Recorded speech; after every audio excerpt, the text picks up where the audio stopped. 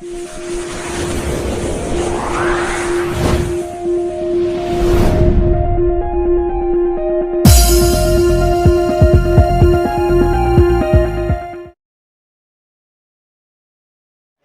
saudara, kita akan bersama-sama untuk merenungkan firman Tuhan di pagi hari ini. Saya rindu ini akan menjadi berkat bagi kita semuanya. Tema mental kapal perang. Ya. Mari kita akan melihat, kita akan mau memiliki mental seperti kapal perang, di mana setiap prajurit yang ada di kapal perang itu memiliki kesiapsiagaan, berjaga-jaga, dan tetap waspada. Nah, saudara, bermental kapal perang, di mana kita sebagai orang-orang yang percaya, kita berjaga-jaga dan waspada. Banyak orang Kristen mengibaratkan gereja bagaikan kapal pesiar. Kira-kira itu membuat dia nyaman tidak? Dia dilayani dengan baik tidak? Dia nyaman atau tidak? Bagaimana dengan segala pertunjukan yang ada di sana? Itu menarik hati atau tidak? Sehingga seringkali orang Kristen itu termina-bobokan, merasa nyaman, berada di zona yang aman, nyaman, tenang, comfort zone. Dan ini tidak mendidik. Orang Kristen menjadi kanak-kanak, mudah tersinggung, cepat marah,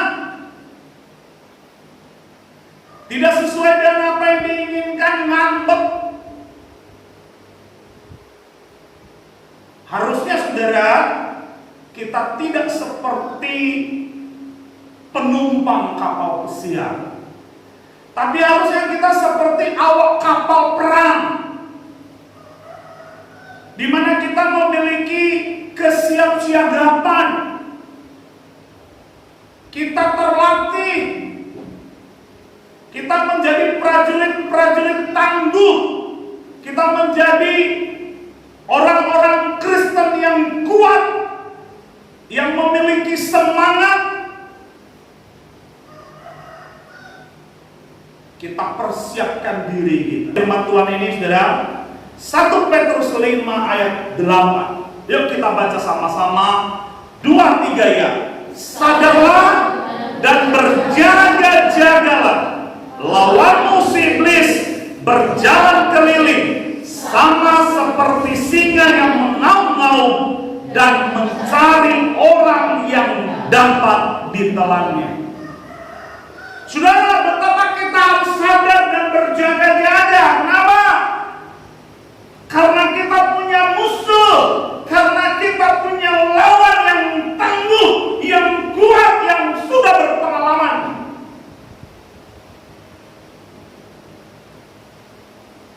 Kita punya musuh yang sama. Siapa dia? Iblis. Karena kita punya musuh, saudara, karena musuh kita bukan melawan darah dan daging, tetapi musuh kita adalah si iblis, si jahat itu, yang berusaha untuk menjatuhkan kita. Maka disinilah diperlukan kewaspadaan kita.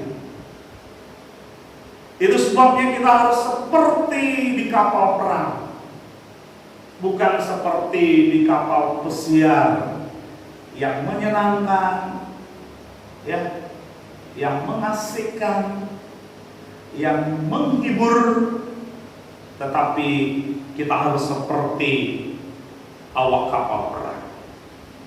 Kalau kita melihat di dalam Injil, saudara, maka ada 18 kali di sana dituliskan tentang pentingnya kita berjaga-jaga. Kenapa itu demikian banyak dituliskan, saudara? supaya mengingatkan kita betapa pentingnya engkau dan saya sebagai pengikut-pengikut Kristus untuk kita memiliki kewaspadaan yang tinggi, kesiap-siapan ya untuk terus-menerus. Karena sekali lagi kita punya musuh. Ya. Jangan seperti orang yang ada di kapal pesiar. Mereka santai. Ya.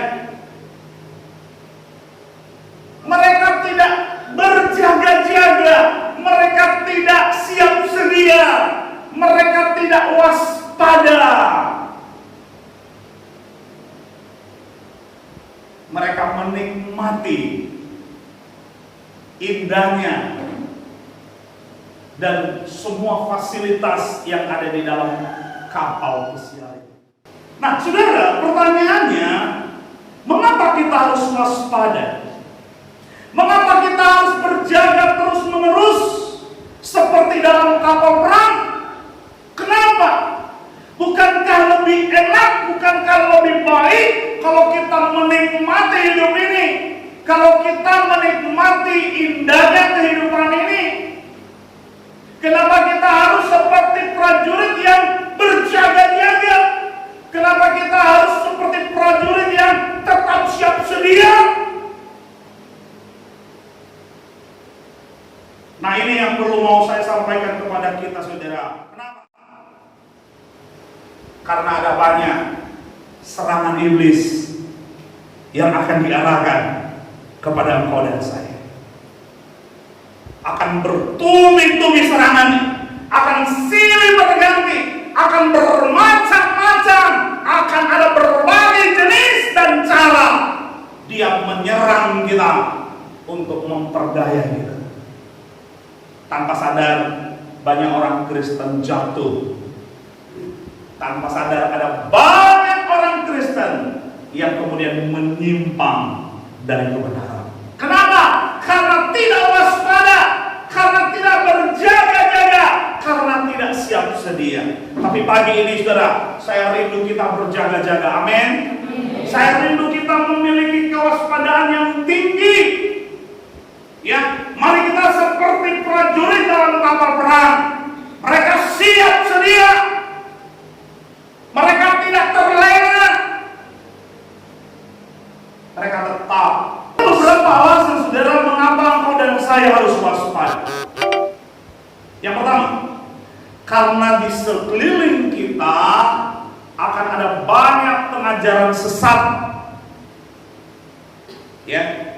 Akan ada banyak pengajaran sesat lewat ahli-ahli agama yang bisa menjauhkan kita dari Kristus. Mari kita baca Matius 16 ayat 6. Kita baca 2-3 ya. Yesus berkata kepada mereka, berjaga-jagalah dan waspadalah terhadap ragi orang Farisi dan Saduki. Di sini Yesus mengingatkan murid-muridnya untuk supaya mereka berjaga-jaga, untuk supaya mereka waspada terhadap ragi orang Farisi dan Saduki. Apa itu ragi orang Farisi? Apa itu ragi orang Saduki, saudara? Itu adalah ajaran. Itu adalah pengajaran yang diajarkan oleh orang-orang Farisi, yang diajarkan oleh orang-orang Saduki. Dan Yesus mau murid-muridnya waspada terhadap itu. Kenapa, saudara? Karena di dalam ajaran-ajaran yang diajarkan, disusupi ajaran-ajaran setan, disusupi ajaran-ajaran iblis, supaya kita jauh dari Kristus. Nanti ada banyak pengajaran sesat yang sekarang beredar, baik di dunia nyata maupun di dunia maya. Kalau engkau tidak waspada, kalau engkau tidak berjaga-jaga, ajaran-ajaran sesat itu akan menyesatkan engkau, akan menjatuhkan engkau, akan membuat engkau menyimpang dari jalan Tuhan, saudara. Itu makanya kita harus waspada. makanya kita harus berjaga-jaga. Amin.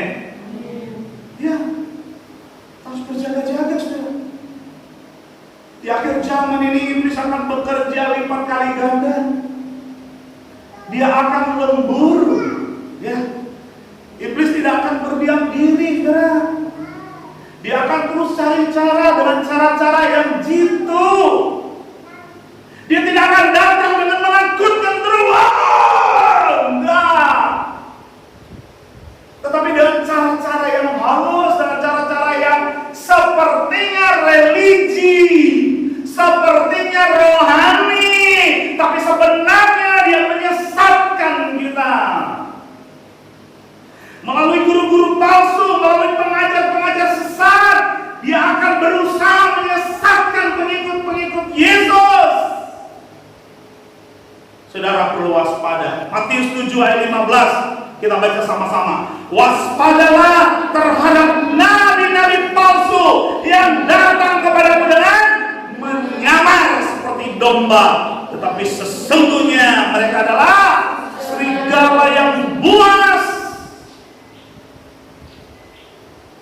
Saudara, Yesus berkali-kali mengingatkan kita supaya kita jangan mau disesatkan. Penyesatan itu ada di gereja loh. Kalau engkau nggak tahu yang benar, engkau akan mendengar yang salah. Di mana diberitakan? Di gereja.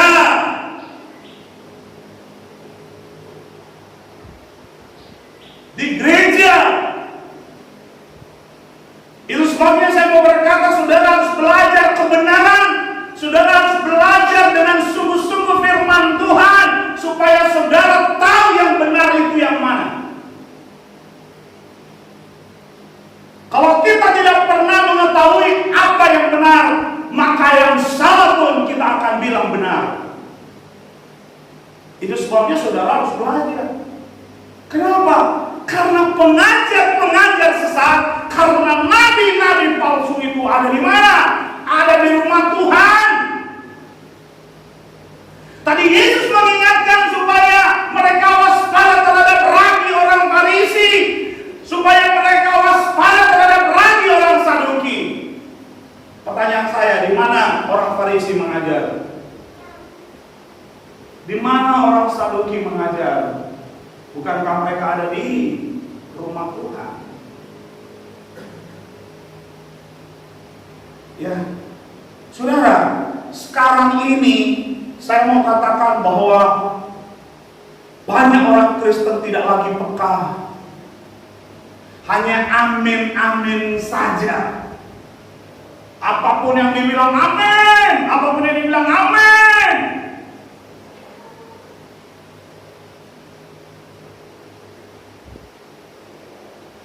Saya pernah melihat di sebuah Facebook, saudara, ada sebuah postingan, ya, video di mana orang ini, anak Tuhan ini membuat satu penelitian, ya, satu uji coba. Dia ambil satu ayat firman Tuhan dari kitab Matius pasal 4, ya. Di sana ayat firman Tuhan itu, jika engkau sujud menyembah kepadaku, maka semua itu akan kuberikan kepadamu. Lalu ditulis di bawahnya, saudara, jika Anda setuju katakan amin. Waduh. Ya. Jika engkau sujud menyembah kepadaku, maka semua itu akan kuberikan kepadamu. Lalu dibuat tulisan di bawahnya, yang setuju katakan amin, amin. Maka sederetan orang menulis amin, amin, amin, amin, amin, amin, amin, amin, amin, amin, amin, amin, amin, amin. Ada juga pendeta-pendeta tulis amin, amin, amin, amin, amin, amin, amin, amin.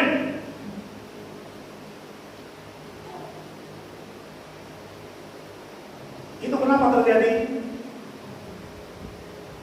Karena tidak tahu kebenaran. Padahal ayat firman Tuhan yang dikutip itu adalah perkataan setan kepada Yesus yang berkata, jika mau sujud kepada aku Yesus, maka semua yang akan kuberikan kepada aku.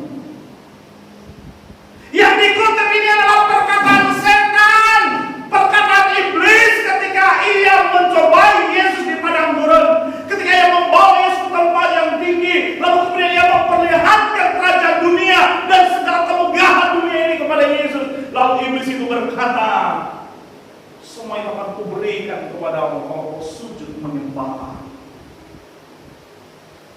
Tapi banyak orang Kristen yang memang matanya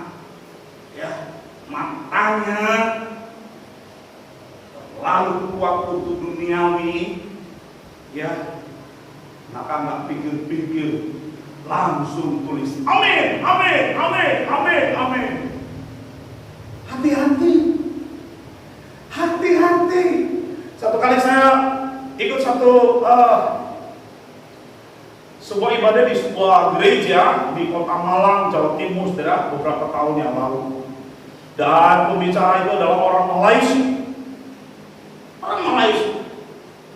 Udah jelas-jelas firman Tuhan yang dibacakannya adalah dari kitab Ulangan, ketika Musa mengingatkan bangsa Israel supaya ketika mereka sampai di tanah Kanaan nanti, mereka tidak berkata kepada Tuhan, ini karena tangan kanan. Musa berusaha mengingatkan bangsa itu supaya tidak berkata demikian, tetapi pengkhotbah itu berkata demikian. Saudara lihat betapa berkuasanya tangan kanan kita. Tangan kanan kita bisa mendatangkan kekayaan. Tangan kanan kita bisa mendatangkan segala kemewahan. Jadi katakan dengan hatimu, dengan imanmu, katakan tanganku berkuasa untuk mendatangkan kekayaan. Maka semua orang berkata haleluya, haleluya, haleluya sambil naik-naikkan tangan. Saya bilang ini gila ini. Sudah jelas-jelas teksnya berkata jangan katakan. Tapi pengajar ini mengajar jemaat berkata katakan. Ini sesat atau tidak, saudara? Sangat sesat. Hati-hati. Hati-hati, ada banyak pengajar sesat di gereja. Dan mereka adalah agen-agen setan. Mereka adalah hamba-hamba iblis yang hanya sekedar mencari keuntungan. Mereka bukan mengajarkan kebenaran, tetapi mereka ajarkan adalah kepalsuan dan kesesatan. Jadi akhir zaman ini sudah makin banyak jumlahnya. Makin banyak jumlahnya. Betapa saudara dan saya perlu waspada. Betapa saudara dan saya harus berjaga-jaga. Sebab kalau tidak, saudara, kita akan terbawa, kita akan terseret, kita akan terjerumus, dan akhirnya kita akan menyimpang dari jalan Tuhan. Hati-hati, saudara. Itu makanya Yesus berkata, waspada terhadap nabi-nabi palsu, waspada terhadap raji orang Farisi, waspada kepada pengajar-pengajar sesat yang siap menyesatkan setiap kita, saudara. Kita perlu waspada. Amin. Dengar firman Tuhan, gitu ya kan? Hanya dengar doang. Ada perlu teliti, benar atau tidak? Lihatlah apa yang disampaikan di gereja sekarang ini, kesuksesan. Apa yang disampaikan di gereja selama ini, mujizat. Tapi saya mau katakan suatu hari mujizat akan menyesatkan banyak orang Kristen.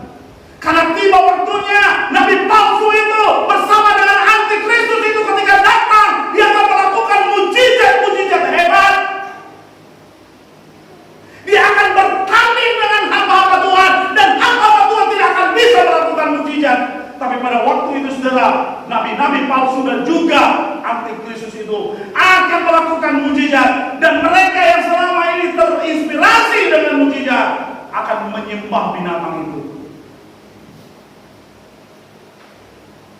Saya mau katakan Tuhan bisa melakukan mujizat? Bisa. Tapi saya mau katakan bisa tidak terjadi mujizat? Bisa. Yesus melakukan mujizat. Amin. Tapi kenapa dia di atas kayu salib tidak lakukan mujizat? Kenapa? Halo? Kenapa Yesus tidak lakukan mujizat ketika dia ada di atas kayu salib? Kenapa ketika dia dicambuk, dipukul? Kenapa tidak terjadi mujizat? Ketika dia dicambuk, badannya berdarah, keluar darah, luka. Lalu tiba-tiba Yesus katakan, hilang luka ini. Cabut lagi. Cabut, berdarah, digelus lagi. Pertanyaannya, kenapa itu tidak terjadi? Halo, kenapa? Karena bisa terjadi mujizat, tapi bisa juga tidak terjadi mujizat. Karena terjadi atau tidak terjadinya mujizat, itu menurut dia, untuk kehendaknya, untuk tujuannya, yang punya maksud-maksud yang hebat. Ya, jangan selalu engkau berpikir kalau hamba Tuhan tidak bisa lakukan mujizat, wah ini hamba Tuhan, wah ini kurang iman ini. Ya kan? Siapa bilang? Tidak selalu harus terjadi mujizat. Mata saya melihat mujizat, tapi kadang juga saya tidak melihat mujizat. Ya. Kenapa? Karena bukan tergantung saya, tapi tergantung siapa? Tergantung Tuhan. Hati-hati ya, jangan Anda mau disesatkan. Ya, jangan terpesona dengan pendeta-pendeta hebat, ya kan? Tantang orang maju, berdiri lalu jatuh, jatuh,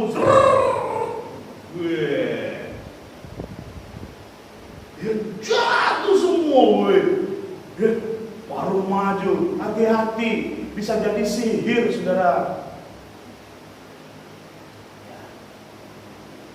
Hati. Saya pernah di Denpasar, saudara. Saya dalam sebuah ibadah, lalu disuruh maju di depan di altar. Kau maju, oke, saya maju. Ya. Lalu orang-orang maju didoakan, ditumpangin tangan sambil didorong, jatuh, jatuh. Sampailah ke saya kan, saya udah tahu tekniknya, ya kan? Ya, jadi saya didorong-dorong, kaki saya sudah saya dirikan. Ya. Kalau kayak gini sambil terus,